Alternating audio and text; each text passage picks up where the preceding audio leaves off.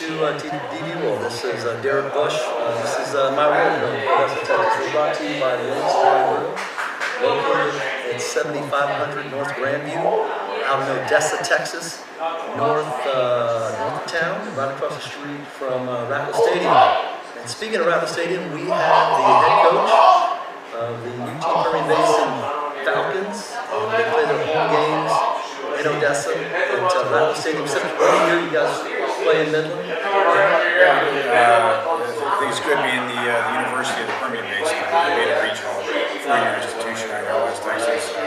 Kind of happened by circumstances to play a game over there at Acosta Stadium, and it's worked out well. But having a top 10 play an iconic stadium like Ratliff as your home, it's a unique opportunity. You know, but I like it, you know, being able to go over to Midland, you know, just kind of have a, you know, kind of get a different vibe, you know, I think we're doing a good job. I feel like each year it gets a little better. Yeah, I think the more that you're present, obviously the better it becomes. Went over last year, winning 40-24 against Michigan. I think that helps that cause. Continuing to grow as a program. It's a great stadium over there, and it's always a good opportunity. There's another couple, 200,000-300,000 as far as population in Midland. So it's always good to take the show to them. Yeah. So you guys are rolling up on spring ball, spring training, spring ball. Yeah, we call it spring ball. Spring training, a little bit more baseball term. Okay. I messed that one up. All right. No, we're in spring ball, spring training. It's that time of year. It's our biggest sport. It's all good. So then last year we did a game, like a scrimmage game in Andrews. Is that? Yeah, we did a game in Andrews, and kind of the same philosophy of playing a game over in Midland. Just trying to be out and about, being more present. We already have players on our team from Andrews, support from Andrews, and again, just trying to go to them a little bit as well, and trying to do the same thing again this year, working on again another game at Andrews this spring, and then potentially going to Big Spring as well. Oh yeah. So just trying to be present throughout the Permian Basin, and I don't want to say take the show, but just go to the fans a little bit, take it to them a little bit, and kind of a good way to say thanks and be present where they're at. So this is year 5. Season 5. Season 5. Yeah. So what the last 4 seasons? Where do we think we're gonna? I mean, I'm not asking you to give a projection, coach, but. Where do you think we'll be at the end of this season versus what we've seen the last couple of seasons? Yeah, I think we're going to take another step in the right direction. At the beginning of every season at our conference media days in July, I'll always vote us to finish first. I think where we're going to end up this coming season is going to have a lot to do with how many of the guys we can transition that are with us right now into the fall semester. So, last year we had 3 key players out there in defense. We can't have that. We got to be able to have our key contributors eligible. On the football field. I think if we take our guys that are going to be going through the spring with us, if we get them to the fall semester academically eligible and ready to participate, I think we're going to be top tier in the program and the conference. I think. I don't want to say 2 years out. We only have, I think, 9 seniors on this year's team coming out, and I think we're going to be. I think we're going to be competitive at the conference championship level. I think 2 years out, it's going to be an even more exciting time, just because we're going to be a much more senior-oriented team 2 years from now. A tremendous amount of talent. The number of 3-star. National recruits that we have that are sophomore, junior level is pretty astonishing in the Division II level. But we got to get those guys to Saturdays in the fall. Yeah. So how many hours are you taking on the spring? What is that? Everybody's different. Generally 12 to 16, somewhere in that range. So is it just making it to class, getting work turned in? Is it all the above? Yeah, everybody's got different struggles. The guys that struggle in engineering. They don't struggle to be eligible. That's just an incredibly difficult subject matter. But there's guys that that they're getting later on into their academic career.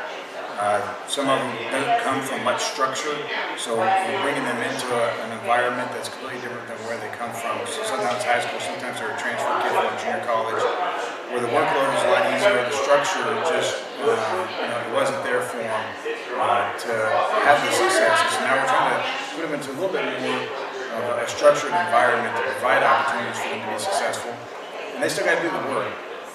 The one thing for us, at least in our program, we try to always pride ourselves on is accountability and helping them grow to become self-serving later on in life.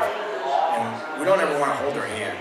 I always make the analogy in recruiting that having two little ones that was there growing up and learning how to walk. If all I did was hold their hands and they never fell, they never had a failing moment, they would have learned at a much slower rate. We try to have the same principles within our program. I don't ever want to keep a guy from failing. I think he learned a lot in those opportunities. At the same time, we also got to be able to put the things in place for them to be successful in the classroom, and provide the structure and give them the resources that they need to be successful. But ultimately, it's on them. We've got a great team, we've got a great group of guys. I said all that as far as the eligibility stuff goes, and just that we got to get guys in the fall. We're not going to win any championship for spring football. I think where we're at right now as a team, and where we'll come out of the spring with our starters and offense and defense and special teams, I think we're going to have a much more improved program than we've had in the past 4 years. But we're going to get to the fall semester with a lot of things falling into place for that beyond the academics. I kind of want to talk to you about your background. You mind going and I don't think she wanted to get in the shot. I don't know. Do we need yours in the styro? Okay, we're good. I just didn't know if anybody could hear this. What was that show back in the day? It was on HBO. Was it the Heat or something like that? And they were always like, it was like high school kids and their parties. They always had solo gigs. Like what? No idea. No, it was on MTV. It was like the late 90s. So did you play college? Yeah, I played at Angelo State, and it was a thing for me where my high school coach, in so many words, said I wasn't big enough, wasn't fast enough to play college football. I go back further in time. In junior high, my junior high guidance counselor told my parents when we sat in the room that they needed to explore trade school. I wasn't cut out to go to traditional college, university, and get a traditional degree. And so kind of most of my life, I've always kind of had the feeling that kind of battling behind the eight ball a little bit. Things that were a great challenge, a lot of them were self-inflicted challenges. I put myself behind the eight ball on a lot of things, but opportunity for me, I just started seeing my high school film everywhere, and I kind of took it with a chip on my shoulder. A high school coach saying that he didn't think I was going to be big enough fast enough to play college football, and in reality, he was right. I wasn't big enough, I wasn't fast enough. It just wasn't what I wanted to hear at the time. So I walked on to Angelo State because they allowed me to. They gave me an opportunity to come over. And I always joke and say that I made it on the field as a starter as a sophomore because the year prior, two sophomores had went to the NFL. I left as a junior to the San Francisco 49ers. The coaches like that. Oh crap moment. What do we got left? Justin Carrigan over there. Many options. So I made my way on the field to outwork everybody. I wasn't bigger, faster than anybody else. I just worked harder than everybody. I was fortunate enough. I was at the right place at the right time. An opportunity to get on the field. I played 3 years there. And I started in my sophomore, junior, senior. I started 3 years. It was a fortunate opportunity. I wouldn't have played college football in many other places without those kind of circumstances of a couple guys. Again, junior left Division II college football program, went to San Francisco 49ers. That kind of stuff didn't happen. And I can assure you, the coaching staff wasn't banking on that either. They weren't going, hey, Marcus Hill over here, he was 6'4", 225, he had safety. I'm sure they would have had him back another year, but they got stuck with me. And that sophomore year, I ended up being second team all conference. I got honored with the award in the year, invited by the coaches actually, which was a full college school. And so that paid for my remaining junior and senior year of college. And it was very rewarding. It was nice to have some hard work pay off. And it was, like I said, it was a great opportunity. Self-reflective. 20 years ago, I never would have said I didn't belong in that field. I always kind of just felt as if I did. But being self-reflective and coaching now, I can look back and go, hey, I would have never recruited for me. If I was recruiting out of high school, I was absolutely zero chance based off film. And be able to look back and say I can have a lot more appreciation for the opportunity I was afforded. Ideally, I like to take it. You mentioned something earlier about learning more, from failure.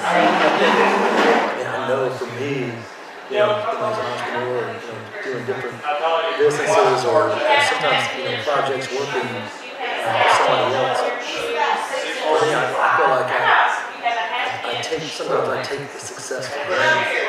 The failures, you give you an opportunity to step back and really realize, man, I screwed that up.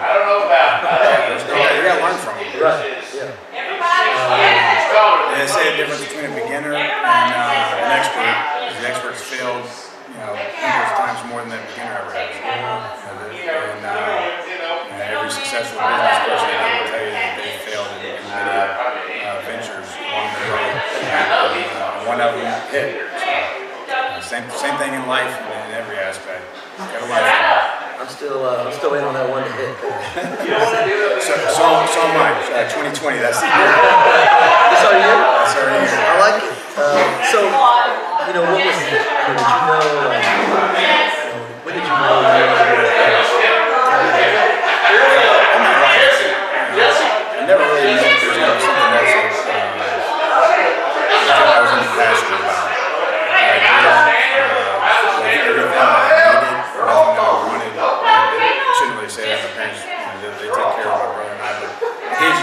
My parents filed for bankruptcy.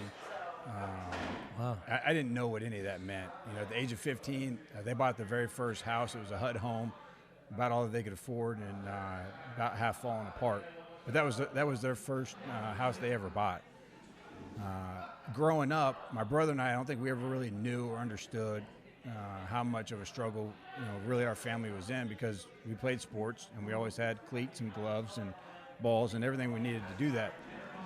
And my parents, they took care of us in that aspect. As you grow up and you kind of start to reflect back and you see that, the things that were afforded to us when we couldn't afford it as a family, some of that stuff kind of sets the path for you as you move forward in life. And I think the blue collar aspect of things is what I take pride in. Sometimes you wish things came a little bit easier, but I love having the blue collar background. No, I definitely can relate. So I got to ask you. You talked about you always had cleats. How many pairs of shoes did you have? And not as many as you. No, I didn't have that. No, seriously, we were having this conversation, a while back. I'll never forget the first time that I heard, that someone had like 4 or 5 pairs of shoes. Yeah. Because we had like our play shoes and we had like Sunday shoes, and that was it. Like who needs 4 or 5 pairs of shoes? Like we didn't have that growing up. I got a really bad memory. I don't remember ever having Sunday shoes. We went to church on Sundays. And again, I don't want to paint a picture that my brother and I were hard up for anything, because we weren't. I mean, like I said, we had what we needed. We had things that we wanted. My parents did not let us know what the struggle really was about until we got older and had a better understanding. I had the shoes for sports is really all I can remember. Yeah, right. I do know one time I did get a pair of J's. I don't know what transpired. Oh, you got a pair of J's in life at that time, but I did get a pair of J's once. Yeah, I'm kind of over the J kick. I haven't. I'm trying to think the last time. It's been months, man. I don't even really look anymore. It's just kind of like I sometimes get into like just phases, and I was like, and that was like it was a good like probably 2-year stretch phase though for me. But that was a good run. How many do you have?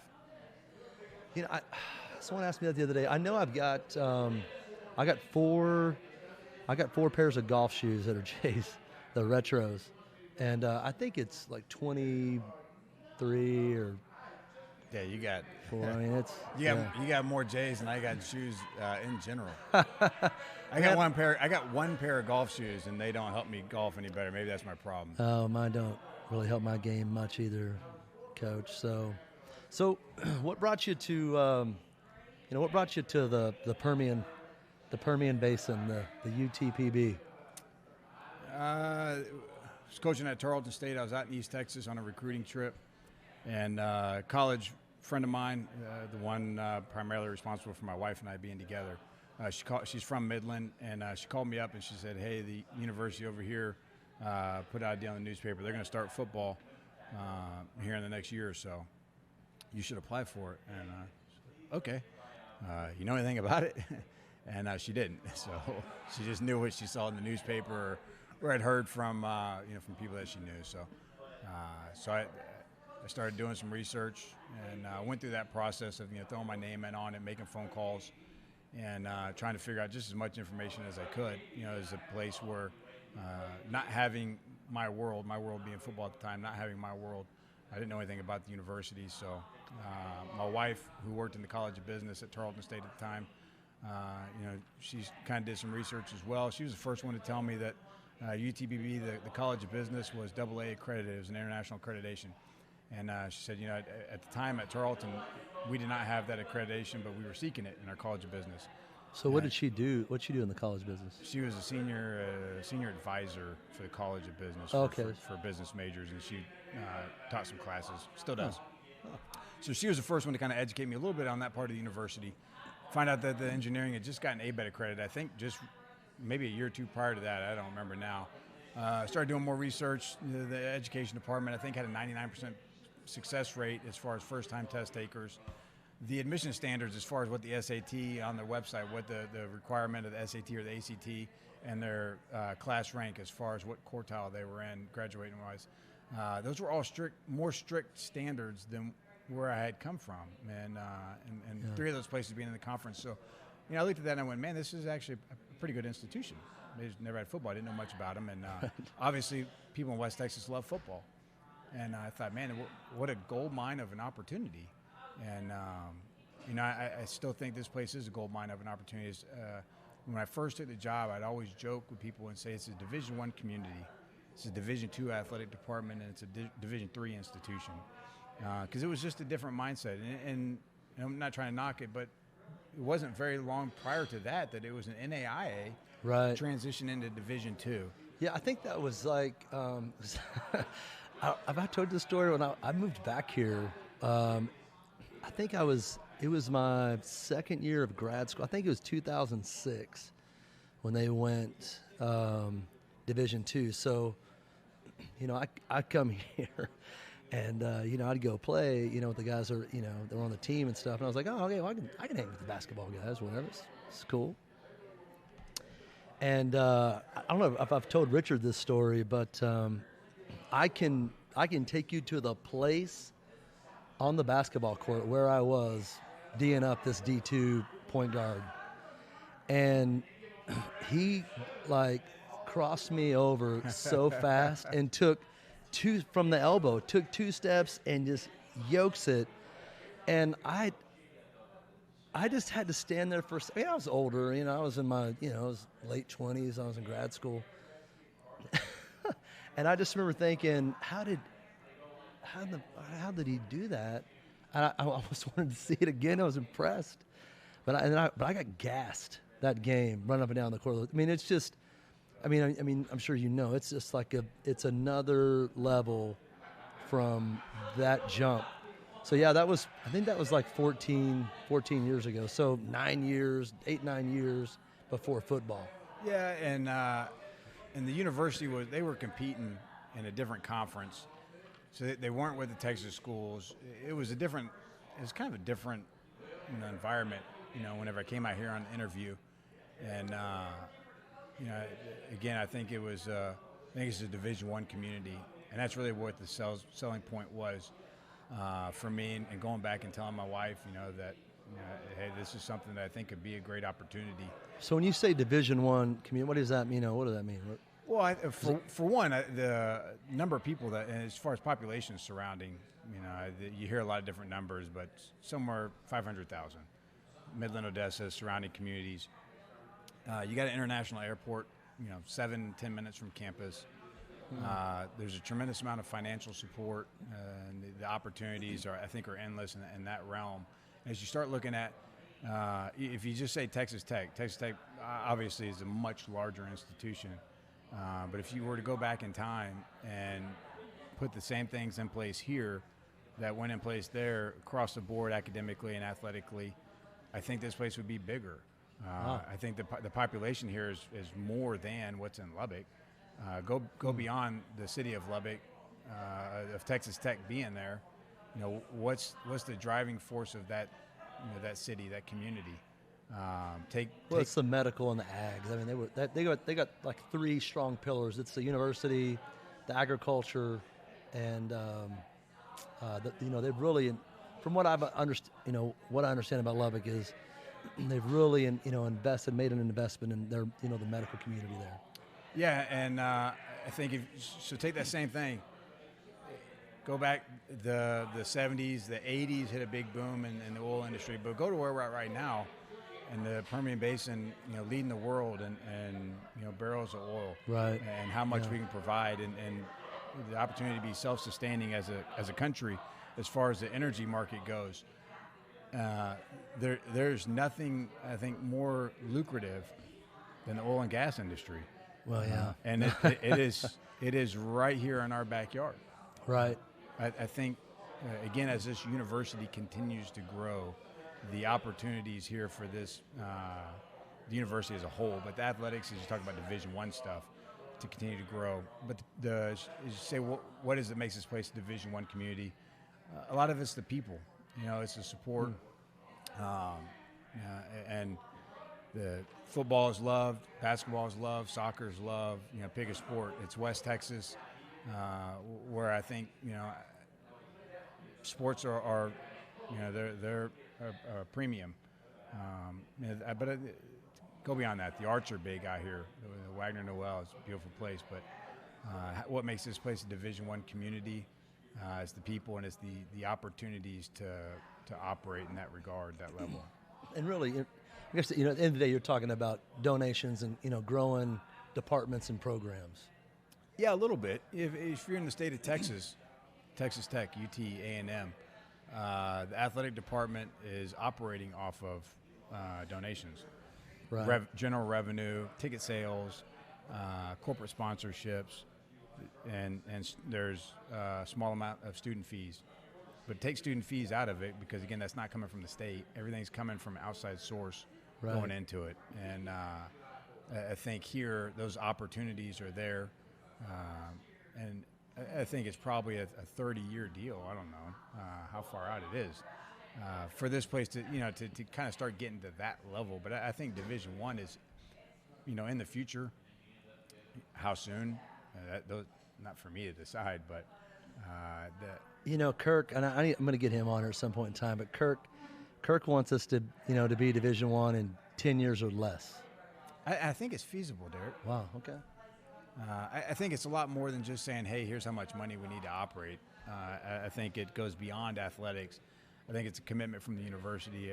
I think there's facilities outside of athletics still needed on the campus. Right. And where does the growth take place?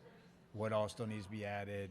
I don't think we got more than enough sports to go make a pitch for a Division I conference to take us, or be independent like Tarleton. And I don't think that's a good idea. I don't think that's the way to go. Right. Hopefully we don't ever get to that point where we say, we're going to be Division I come hell or high water. I think that's going to bankrupt them. Really? Well, they got to send every other sport halfway across the country, from Chicago out to the West Coast. They got to drive 2 hours to get to an airport, to then fly to Chicago, fly to California. They don't. It's pretty isolated. They don't have a luxury of having international airport 10 minutes from campus.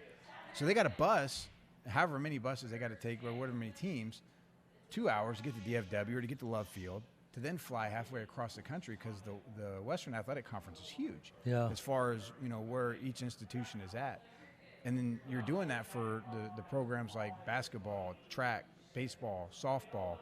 That Wow. they're going to play a lot of games. Yeah. It ain't a 1 week travel deal. And you're as a football program for the next 1 year, if not 2, they can't play any big money games. So next year they can't go play Baylor and get $1 million. Yeah, they're lucky they don't go play Baylor. It's good for them. So hey, speaking of like out of town travel games, we got an out of town travel game this year. We got a lot out of town travel. No, I'm talking games. about I'm talking about the big travel. No, the big one is coming in 21. We're traveling to Vancouver, Canada. Wow. So playing a Division II team. Our conference, Lone Star Conference, has made a partnership with the Great Northwest Athletic Conference, and one of the teams in that is Simon Fraser, which is out of Vancouver. So my understanding is we'll fly into Seattle, bus right across the border. Oh yeah, I gotta. Not too far away, but that's when You're gonna need me on that one again. That's gonna be a good trip in 21. You're gonna need me on that one. I felt like I was value added to the trip in Michigan. Derek, you're value added no matter where we go. I had a great time. I mean, I think everybody knew that I had a great time, but I had a really good time in the UP. That's you know what? That was a good place. Obviously, you come out of victorious. That makes it a little bit better. But that was a unique opportunity to go up there, see that place, and one of the few weeks that there's green grass and sunshine. Yeah, you can drive on the roads. What was the deal there? It was the largest wooden dome? Largest wooden dome in the country. Yeah. And it was had a good time. Sorry. Unique place. I didn't get to go have a good time. You had to work. I didn't go out or anything like well, that. Yeah, I don't know what the town was like of Marquette, Michigan. I was trying to make sure the other boosters there were having a good time. I was in PR, so just trying to benefit the youth. Trying to make sure Farmer had a good time. I think he enjoys himself at any sporting event. He's a good AD. He likes the game. He likes the event. Yeah. He likes the tailgate. You can't ask for one much better than him. Yeah, I like the tailgate. I think that's the other thing too for me is I think sometimes there's a mentality of, hey, there's nothing to do here, in Odessa on the weekends, but you got 4 or 5 games out of the year, 4 or 5 Saturdays where there's something to go do, and I still think we're close to getting there. There's a few times where I feel like, hey, we just loaded up some TVs and put them on some tripods, and we're just kind of hanging out in a parking lot watching TV. But I feel like we're getting closer, to getting there. Yeah, I think a part of it is people understanding that it's an event. The game's an event as far as the entire Saturday. And once you kind of wrap your head around that you're not just going to a football game. Ideally, there's a lot more going on in that parking lot. And as a football coach, everywhere along the way, all you really hope for is that the parking lot makes it into the stadium at kickoff. And that's always been a conversation, a topic of conversation. Anywhere I've ever been is how do you get the tailgaters into the game? Yeah. And I think once people kind of get their head around that there's a lot more to just the game Saturday night, and the more we can provide. And again, I'm not out there for the tailgate, so I don't really know. But I think just the more you grow that tailgate, the better that event's going to become. Well, I think Ratliff needs to have liquor inside. I don't disagree with you. I think don't get to drink any of it, but I know just about probably 90% of the fans out there would love to go to buy some beer and alcohol or any kind of liquor. Yeah, I don't know. well, just you don't have to walk all the way back out to your vehicle. Yeah, that's key. If you can stay there and get you a drink. Yeah, watch the game, be right there. I think that's what a lot of people enjoy about the Midland game. I do. Well, yeah, and there's Jay Ross's plug there. There's the that Midland game is. I mean it's just something that one other kind of piece that I think makes it enjoyable. If you're a fan and you like to have a beer while you're watching the game, that's a big piece of it. Yeah. And there's a lot of people that when they go watch a football game live, they want to have a beer. College athletics in Texas, you're allowed to do that. At most universities. You know, at Baylor, you can't, like they have that club area, and any other day of the week they have alcohol, they have beer. And if you have a suite, you have to put the order in 2 hours before the game and have it delivered 2 hours before the game before kickoff to get it in your suite area. The alcohol? And yeah, and then whatever you order, and there's a limit, but you're done. You can't like get replenished. Like it's over. So, But you can drink at a Baylor football game. if you're in a suite and you've And ordered this is the the alcohol, Baptist. I grew up Baptist, so Yeah, man, the I- two things I we can't mean- talk on here: politics and religion. But if you can go to a Baptist football game oh, and we have can a talk beer, that here, Coach. We if can you talk can go to that. Baptist football game and have a beer while watching the game, and I'm going to be one to bet when they win, they probably dance a little bit. And there's just two big knocks to the. I mean, it's totally different, you know, from when I was a bit, and you know, the UT Permian Basin is totally different when I was there. I mean, we had the bonfire event, and there was something else we had on campus where we had beer and wine on campus, and I kind of wanted to just, you know, it was weird being on campus, being able to drink, because when I was a student there. You talking about UTPB? Yeah, you couldn't Oh, drink. yeah, for sure. When we got here. There was So that changed recently, right? The first event was our first scrimmage, the year that we didn't have any games. That October, we did a fall game, kind of like how we would have a culmination of the end of our spring ball. We had a fall game, and Dr. Watts, president at the time, kind of gave his stamp of approval to have a tailgate where Kirk and Kevin and some of the guys did some Frito pies and drank some beers, and that was the first time. Oh, I thought they had like something extra in the Frito pie, like They probably did. That was the first time that at least that I was told that alcohol was kind of allowed on campus for a public event like that.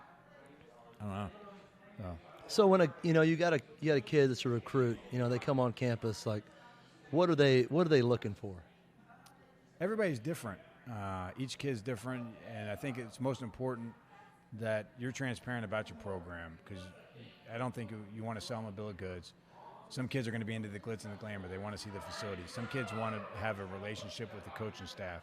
Some want to have a relationship with the teammates. So as they meet the other players, do they bond and gel with the guys that are currently on the team. Some are strictly about the academics, and what is it, the engineering program or the College of Business, kinesiology, whatever it might be. Everybody has a different, kind of a motivator to them. What's the decision? And ultimately in recruiting, there's two things for us that we got to figure out as far as that goes: is what is it that makes them tick, and who is it that's going to help them in the decision?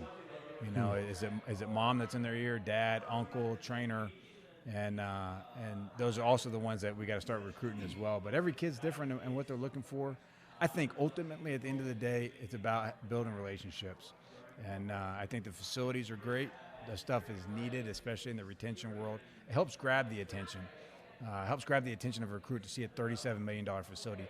So it was a sales opportunity, right? So if we grab their attention, we got that for a split second. But from there, we got to be able to go beyond just that, the glitz and the glamour. We got to build relationships with the guys. We got to build relationships with the families, and that's just a part of the recruiting process. And ultimately, I think that's one of the biggest factors is the relationship that you build throughout the recruiting process. So you mentioned a little bit about a $37 million facility. Talk to me about because he'll definitely appreciate if we give him a little more props as we're talking here. But talk to me about Kirk's building. Talk to me about the new kinesiology building called the D. Kirk Edwards Family Human Performance Center. Yeah, it's a long. Could you have a longer name, Kirk? Yeah, we do, and we just call it the Kirk, Okay, which I think is very fitting for him because he's the Kirk. Oh, got it. Okay. So I'll give him a little bit more love. At the very beginning, Friday night we have a Friday night meeting before every game, and for the very first game, program history, I invited Kirk to come visit with the team, sit in that meeting, and kind of share 2 words, whatever, at the end. And I talked, as I introduced him to the team, I kind of equated him to being the Jerry Jones of our program. Now, to a lot of football fans, Jerry Jones is not an endearing figure. the end of it, really just trying to say, he's the man behind it all. This program wouldn't exist as a football program if it wasn't for Kirk's efforts, number one. Yeah. And then also now that facility. And the facility kind of went to him starting the program. That was all stuff that was done long before a head coach was even ever thought of. Was part of him helping start the program was going to be also providing a facility for football. The sustainability of a program, those kind of things went into place. But that facility, in all honesty, is second to none out of any level in the country. There's bigger at FBS levels. Yeah. There's some that'll have more maybe, but nothing nicer, nothing better, nothing more top of the line than what's going in this facility. And Kirk obviously is the key guy, and making that happen for us. So not only is it a weight room, not only is it also the new kinesiology building, but there's the kinesiology lab that's inside of there. You've got I think 150 seat auditorium. Can I get a key to throw a Super Bowl party there next year? Richard's the closest thing to Scott, so that's where you go for anything that you want like that. Coach, I can throw a party. For sure. I know I can definitely hook that up. So what? So tell me, just walk me through like some of the other things that kind of make that building unique, other than hey, there's a weight room and some kinesiology labs and a big theater. Well, I think for one, you kind of hit on the labs, and that's an additional piece that won't be in a lot of football athletic facilities. Soccer's in that facility as well. But those labs that are in that building as well, those things that other programs won't have access to on their campuses. So we got a young man in our program right now who started off at Penn State. And when I took him through that facility, we got done, and he was like, Coach, you don't have to say this is like one of the best facilities in Division II or FCS. He's like, there are things in this facility we didn't have at Penn State. Wow. Brandon Burton's our defensive backs coach. He played at Utah, played 6 years in the NFL, played for the Bills, the Vikings. Walked through with him, same thing. So in the training room, we got a hydrotherapy tub. The hydrotherapy tub has a treadmill in it. It's got cameras. Wait, there's a treadmill in the tub? Treadmill in the tub. Wow. There's 5, 6 cameras underwater. I don't know how many. There's 5 or 6 cameras that are underwater that capture all the movement that's taking place. The treadmill can come all the way up to the surface level. You can stand in the middle of it, so you have a lower leg injury or lower extremity injury. So you stand in the middle of the treadmill, it then lowers you down into the water. Now you're kind of non-weight bearing. The treadmill starts moving at whatever pace, and the trainers, the orthopedics, whoever's evaluating you or watching you, can monitor your movement, make sure that what you're doing is good. You don't have any, kinks in your giddy up. You're not limping. You're not, altering your gait as you walk. Things that need to take place can actually be seen underwater. And that one piece of equipment is something that's not in probably 99% of the facilities in the country. And again, I'm talking NFL level as well. Wow. But the labs in there, the biomechanics labs with the force plates in the floor, the high-speed cameras come from the ceilings. I'm not smart enough to tell you what can take place in that lab. I'm just anxious to find out how can we as an athletic department utilize some of that technology that's in there. So maybe you can test me in there, see if I might be able to walk on. For sure, we can see how much force you can exert. I talked in recruiting. I think you could probably do a lot of stuff. There's an old show on Fox called Sports Science, and on that show they would take Ray Lewis hitting somebody, and how much force did he exert? Yeah, I don't want to be hit by Ray Lewis. That's my problem. I think you would be like, hey, we're going to put Bush in the slot, just to see me duck across the middle. You got to go across the middle. I'm too old for that shit, man. That can't even imagine anymore. So and then the locker rooms, I wish they had this in my locker at the golf course. The iPod or like a USB charger in the lockers. God, I want that. Yeah, that's for the kids. That's clutch. Yeah, because they leave that, they plug it in while they're in practice. Practice, they come weights, back out, meetings, and it's locked up. Obviously, the locker room's secure, but each locker is secure. So in that small lock box where they would put their valuables, there's 2 regular 110s and then 2 USB ports as well. So I want to talk about phones for a minute, just because, from an employer or leadership standpoint, I think one of the problems that is cell phone use, abuse, addiction, for employers, for people that are leading departments or running departments. What do you guys do to get focus? Man, that's a great question. I'll first say, it's part of the society that we're in. We're all connected to it. I think we're better served to learn more on how to utilize it as opposed to how to take it away from it. I think too many times, at 41 years old, I'm a little bit old school and a little bit new. For us at our age, we've been able to be a part of both. We grew up without. We didn't know what cell phones were. We didn't know how to be connected to anything. We knew how to play in the streets, drink from a water hose, and still survive today. But we're also young enough that we came up with all of that as well. I think the most important thing is, as a leader, owning a business, running a program, running anything, is how do you make it something that is beneficial to not only the employee but to the company, because they're connected to it. They're going to be on it. So how do we better utilize it? It's what our world is. It's where revenue's coming from.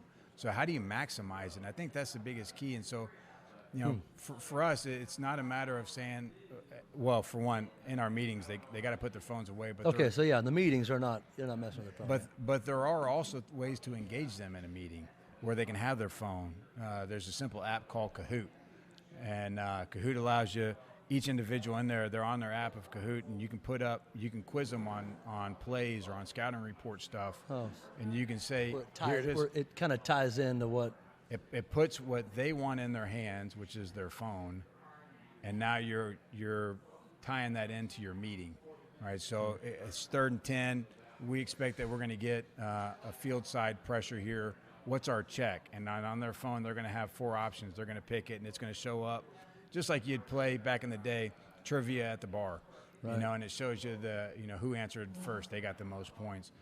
And I think little things like that of how do you engage with that medium, because that's their world. And we got to figure out more ways to engage for you, your employees, for me, the football players, and keep that device in their hands.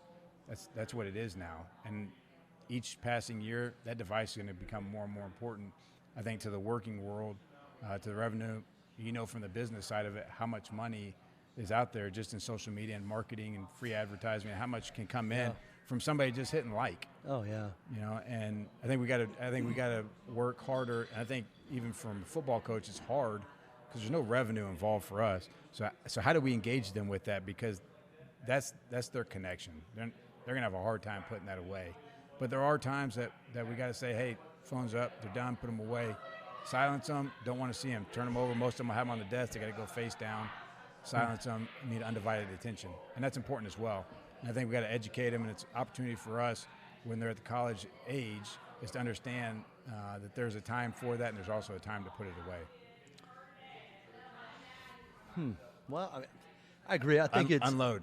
Well, and look, man, I think there has to be a balance, and I think it also depends on industry. I think it depends on situation, but for me, I really think that as I've gotten older, and because of just things that have happened in my life, because of it, people that are on their phones while they're driving, I think that's something that obviously the free market doesn't want to see any type of regulation to impede that, because let's be honest, there's transactions that happen, there's activity that happens on social media while people are driving, and I think that's a problem. I think that's a detriment to society. And I think when you look at from a customer service standpoint here at Lynx, I try to tell my people, look, I'm not telling you can't have your phone on. You got to go put it up, because there's periods in the day in between rounds of golf where there's no one that's in here. But there's something about being busy and not having that device in your phone when people walk in, because it means you're attentive and you're there to work. So I think there's got to be but I think that's part of the culture. I think that for the most part, you mentioned, work and kind of, where your upbringing was. And for me, I mean, since I was 15 years old, I had one job. By the time I was 16, I had three. So for me, I mean, I just had a work ethic. I'm going to work. And, this morning, our oldest woke us up at 3:50. And I was like, well, I'm not going to be able to go back to sleep. So it's 4. I'm going to go ahead and get up and just start banging out some work and knocking it out. So I think there's a need in from people that are leading at the college level that, hey man, there's when you're there to work, you're there to work. But at the same time, I've worked in organizations where I've said, hey man, when you walk in the door, your phone either needs to go back into your vehicle, into your locker, or it needs to be put in a centralized location and turned off, and you don't have it on you. And I've had people turn around and walk out like I was violating their civil rights because they couldn't have their phone. So from a work perspective, that's where I'm like, man, that's hard for me to grasp, because you're there, you're either on the clock or you're paid a salary to complete a certain task. Now that task is complete, or you're handling what you're supposed to handle, and that's done. But I think it's all situational. Yeah, I agree with you wholeheartedly. That if I'm waiting, if I'm sitting if I'm at Lynx right now and I want to order, and I look over and the waitress is on her phone, I'm pissed off. Right. I'm ready to order. I think there's definitely time that you got to have it. There's times that you got to put it away. And again, I think a lot of that just comes with growth and maturity. I think back to when 15, 16 years old and you had your first job. There's a lot of times you learned by getting fired or failing or getting reprimanded, getting reprimanded by your boss. Yeah. And that's also part of being a leader is saying, here's what the expectations are. You're either going to abide by them. I'm going to try to train you. I'm going to try to get you to this point. But also there's got to be some give to that. There's got to be the person that you're working with has got to be willing to come along with you on this ride. Right. And if they're not, then there's going to be separation. They're either going to leave because they don't like you and what you're asking of them, or they're going to come along with you. But I also think, too, is that, part of where we're at with the youth is how do we utilize it? Because the phones aren't going away. No, Technology's not going no, away. So then the question is how do we work it in a little bit more to what you and I are comfortable with? Because again, you and I are comfortable in a different environment. You go places now and it's got the little kiosk thing where you just order at the table and you don't really have a waiter anymore.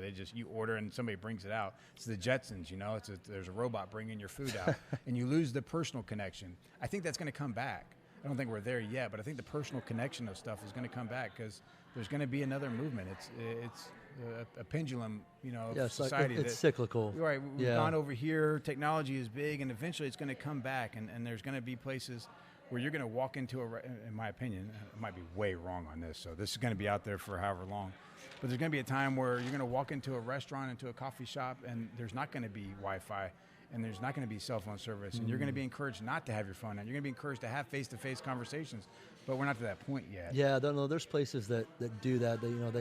They'll. I know one is right now they're probably losing business. Well, one of them I can think of is there's a pharmacy here in town. I think if you're close to the counter, the little take your order, drop it off deal, I think they've got some kind of a blocker there for cell phones. You can't, it'll drop the call if you're on a call, or you can't receive text messages while you're talking to the pharmacist. So, yeah, I don't know. Yeah, well, that's a good one. You can't avoid that. So.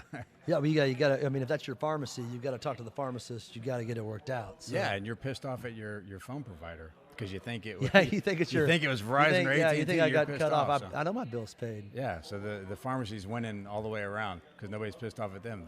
So outside of football, I mean, who's Justin Carrigan? What do you do on in your spare time? With the football season, you probably don't have a lot of spare time. Well. Tonight, I was a dad learning how to hula hoop again. Okay. How'd you do? I failed until I got going for a solid 30 seconds. That was a huge win for me. I went for 30. I lost it, and I celebrated the heck out of that. So, I'm dad, and I try to do as many things revolving around them as possible. The 3-year-old and the 6-year-old. The 3-year-old is starting to kind of get into sports. We're going to do something called Wee Ball. I don't know what that is, but it sounds like T-ball for kids that still don't know what they're doing. Wee Ball sounds like something has to go with going to the bathroom. Well, there's probably going to be some of that too. Yeah. I don't know. My little girl's 6. She's playing T-ball. She asked me the other night at dinner if I would coach Gunner's Wee Ball team, and I said no. I said I coach every day for a living. I want to watch you guys, and I want to enjoy it. And that's really what a majority of my free time revolves around.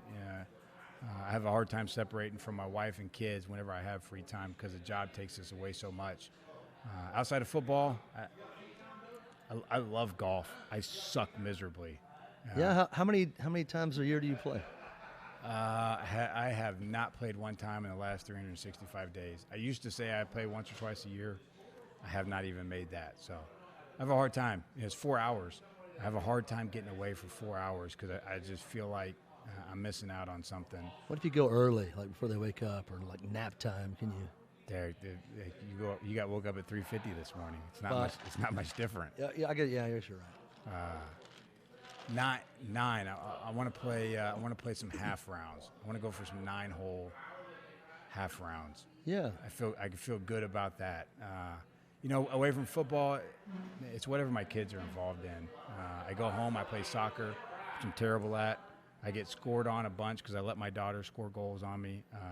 I spend 80% of the time making her earn it, and I spend 20% of the time failing miserably on purpose so that she can score a goal. And that's really what it is for me. I don't do much else outside of work and dad. So you guys do like you have like a regular like family vacation? What do y'all go somewhere every summer or every spring? Yeah, we generally go to Rio Dosa, New Mexico, a couple times a year. Usually at least once, Do you if ski? not twice. Snowboarded a little bit. Yeah? Yeah, not since we've had kids though. Wow, all right. Whenever we go now, it's a little bit different with them. They're getting old enough now where they can kind of do some tubing and start to learn how to do some of that stuff. Yeah. But now we don't have like a yearly, go time or anything Like a lake trip or. No, we always do something with my in-laws. It's a bigger family. It's 4 siblings, all married. Most have kids now, and there's usually something big with them every summer. So. What'd y'all do last summer? I don't remember. I think it was two summers ago. Football between that. 2 summers ago, we went down to Kingsland. That's funny. Last summer, we went Rio Dosa, but I don't think much of the family went. The last big one we did, I think, was 2 summers ago. We went down to Kingsland Lake. It's in Kingsland. What's the lake there? I don't know. That's north of like Horseshoe, right? Yeah. So we went down to Kingsland, spent some time down there on the lake, had some fun. That was the last big one with the family we've done. We'll usually do one with her family every year. Just depending on how many of the siblings. Nothing. Y'all got anything planned this year? No, we don't ever plan this far out. What? No. Usually we'll get an invite to Belize. Whether we can go or not, it's always depending on the time. Wait, why Belize? Heather's close friend owns 4 islands in Belize, probably 4, 5, 6 resorts, and so we get unique opportunities throughout the year. It's just a matter of if they fit the schedule. Telluride up in Colorado, same guy. Oh wow.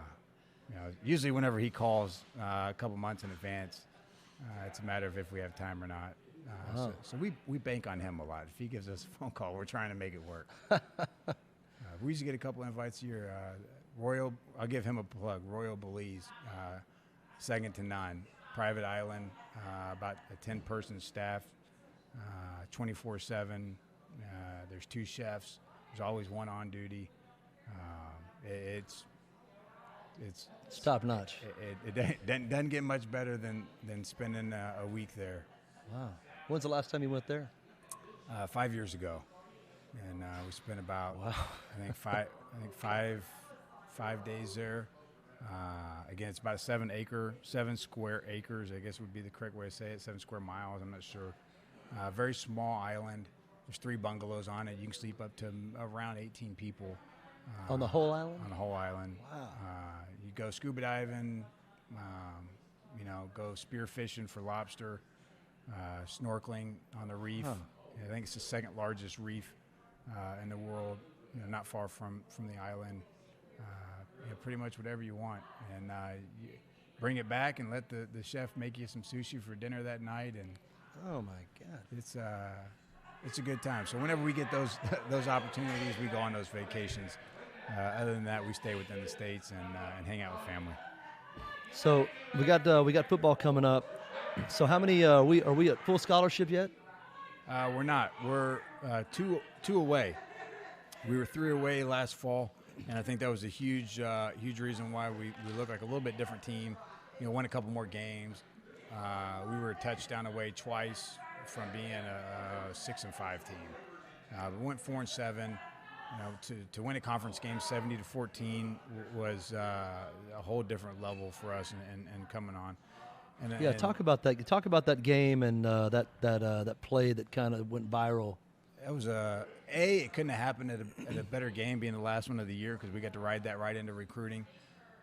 So the very next day, as we hit the road recruiting, and it's Sunday going into Monday, every kid in the country that we go see anywhere, Kansas, California, Texas, they'd already seen the play. It was at that point 2 or 3 million views, got up to 11 million. Richard would have that number better than I would. Was it over 11? Yeah, 13 million. 13 million views, and Wow. The John O'Kelly, Chris Hode were on Sports Center live at I remember 8:15 that. Friday Yeah. morning. They were on Good Morning. They weren't on. Michael Strahan showed the clip on Good Morning America, talking about UT Permian Basin and Chris Hode and John O'Kelly, and those guys were on Access Hollywood. That did a lot. It gave a lot of exposure to the program, and kind of propelled us into the off season. And so we go out recruiting, and immediately kids know who we are that wouldn't have known. They just saw us on ESPN, which is a platform that you don't make it on in Division II very often. And it gave us an opportunity to sign in this past class, I think 4 3-star nationally ranked kids. Wow. And that was a part of it. I'm not going to say that was the reason why, but that's a part of it. That when our coach walked into Independence Community College, Last Chance U, if you've seen the show Last Chance U, is documentary on junior college football, Independence. When our coach walked into Independence Community College and he sits down with 2 3-star players, a left tackle and a linebacker, and they were like, "Didn't we just see you on Sports Center just the other day?" That provided instant credibility, and we were able to sign those guys, and that helps. That one play helps. And obviously winning 70-14, every kid likes to hear that. But that exposure that one play got of John on interception, running 86 yards down the field, and along the way turning and hand the ball off to Chris Hode, was a day one guy for our program, 2-time All-American, walk-on guy, score on his last football game for UTPB. That guy's going to be the face, I think, of our program for years to come. 50 years from now, 100 years from now, as people look at the archives, he's going to be one of the first legends in this program, being a 2-time All-American, finishing his college career all-time leading tackler during his time in NCAA, the Division II tackle leader his senior year. Accolades go on forever, but for a guy to have walked on and to have been a part of starting up a program and then to be involved in that play just added to his story a little bit. Do you know what are his plans? After. Yeah, he's working out right now down in Austin. He's got an agent, and he's training. And with the trainer, he's got a whole diet and working towards Pro Day, which I think is May 16th. I'd have to look at my calendar, but mid-May, he's got a Pro Day that he's been told by some scouts what he needs to hit numbers-wise to have a chance, and he's working hard to get there. And I know his film shows a lot of his abilities, and you got to have some 40 times and measurables on paper. And he's been given some of those numbers by some NFL scouts and where they want to see him at. So he's training hard to get there. Do you think he can, from what you've seen of him the last couple of years, you think he can get there? I think he's going to do everything that he could possibly do. I mean, there's very few people that have the resolve, the work ethic, the grit, that somebody that is going to be successful in life exudes at that early of an age. That, look, whatever stone he's got to uncover to make an attempt to get there, that kid's going to do it. And I think he's got the ability to hit some of the numbers that they want to see him hit. And if he does, it'd be a tremendous tribute to the work that he's put in, because they want him to run a really fast time for his size. Right. And I can assure you, he's going to do everything possible to hit those numbers and give himself an opportunity that at the end of the day, he's going to be able to look in the mirror and know that he did everything he could possibly do to have an opportunity to play at the next level. And to be honest with you, Derek, 99% of the guys, I don't think they can really do that. There's a lot of guys that take days off, they take a rep off, they take a moment off, and there's very few that just have that kind of grit. That that he's going to be successful in life. He's a rare breed, and whether he makes it or not, I don't know. But it won't be because he didn't try hard enough. So, Coach, what needs do you have the next couple of years? What's the program? What are some of the needs that you have of the program? Yeah, you asked about scholarships. Right now, we're 2 away, so that'd be $40,000, just on a round number. We got to get to the point where we're not really trying to look at a bottom dollar and say, here's how much money we have to spend. In Division II, you work off an equivalency, so the equivalent of $20,000. So if you gave somebody a $10,000 scholarship, just to speak simply, that'd be an equivalent of 50%. Right, so you're at 50% of a scholarship, and you get 36 of those. And we got to get to the point where we're talking more in equivalency than we are dollar amounts. And then whenever you start talking equivalency, you have ways that you can stretch those equivalency dollars to where that 50% maybe only costs you 40%, maybe only costs you 30%, because there's other things that you can work into that equation to offset that allotment of money. But again, if we're not talking money, we're talking equivalency, then I'm not worried about I can only spend this amount of money. I have 36 equivalency, and then how do I stretch that 36? And basically what you're doing is you're stretching dollars. It's just you're playing with monopoly money as you start talking about the equivalency stuff. And there's different things to kind of do to get there, and we're getting really close to that point. We're not quite there yet, and there's other things that are going on in our conference. I'm not going to say that we got to get there to be successful, but we start taking some online courses to kind of help. That would alleviate some eligibility issues. But I think most importantly right now, we got to get to where we're operating off equivalency and not a finite dollar amount. So, is that through a conversation with you and Scott, the athletic director, or is that? No, I think it's more of just a point of where you get in an athletic program. It's going to have a dollar amount to it no matter what. So the university is going to say, here's what cost of attendance is for an athlete. And so, again, say it's $20,000. Times that, times 36, I think you're at $720,000 maybe. If somebody out there's got a calculator, there's a good chance I'm wrong. But say it's $720,000. It's going to go on your budget. That's how much money you have to spend. But as far as the NCAA is concerned, you're working off equivalency.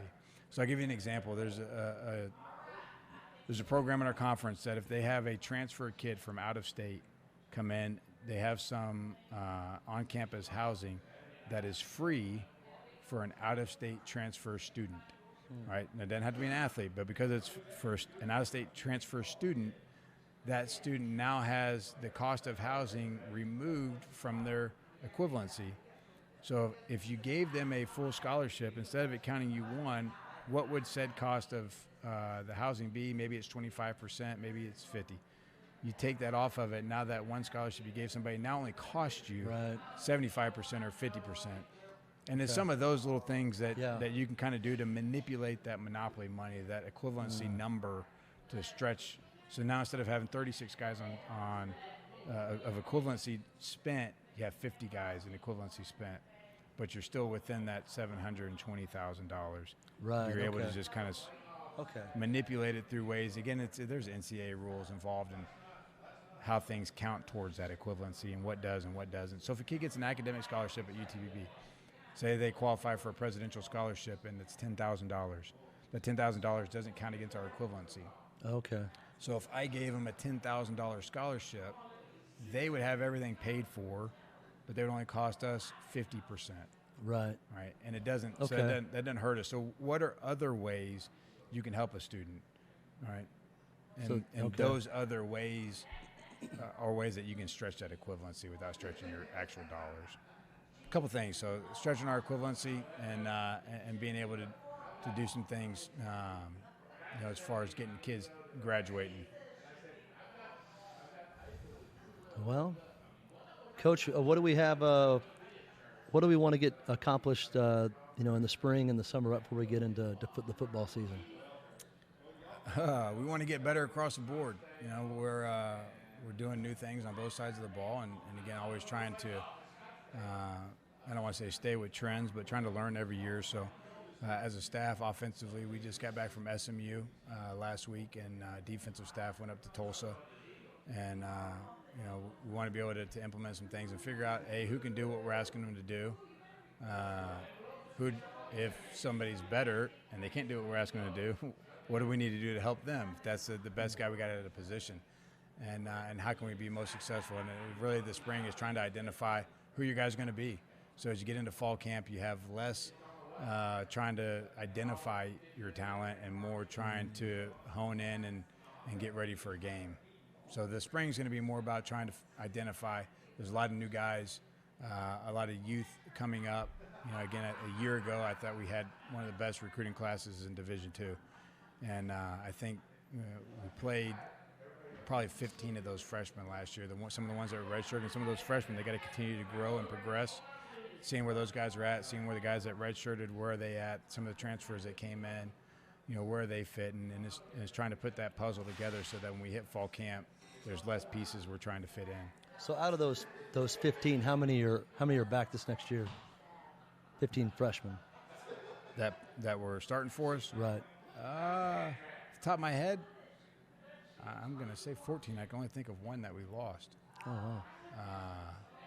The guys that started for us, every one of them.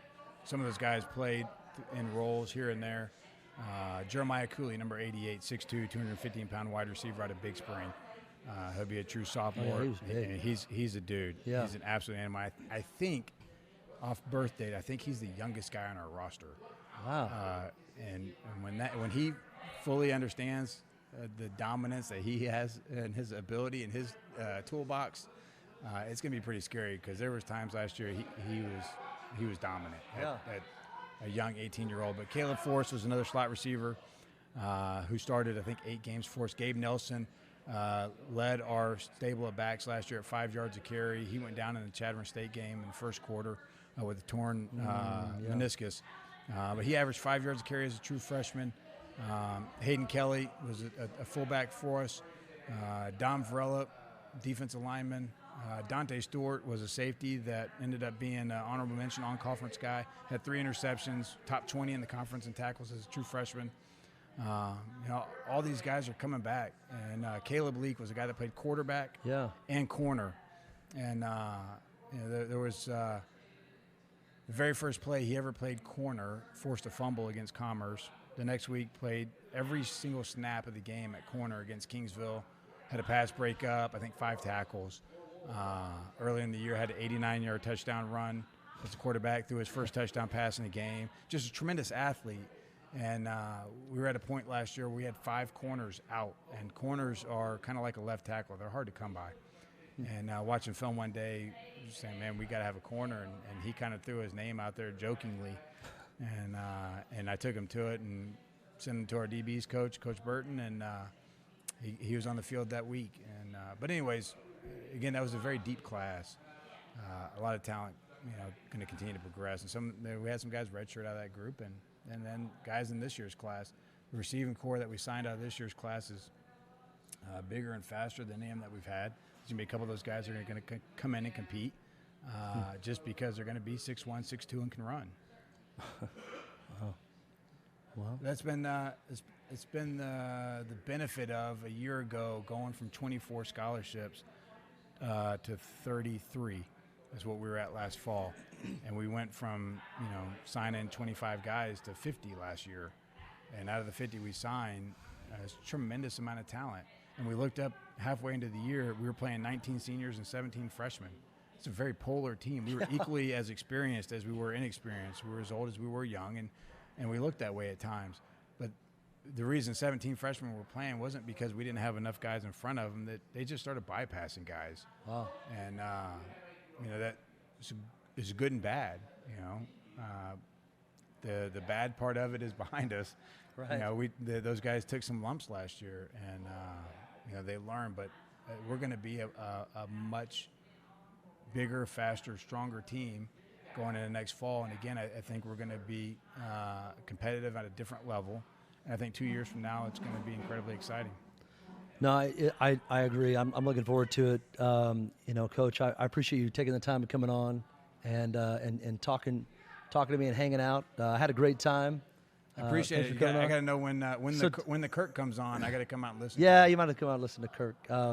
So hey, tell them real quick what about the spring game and what the plans are through the spring.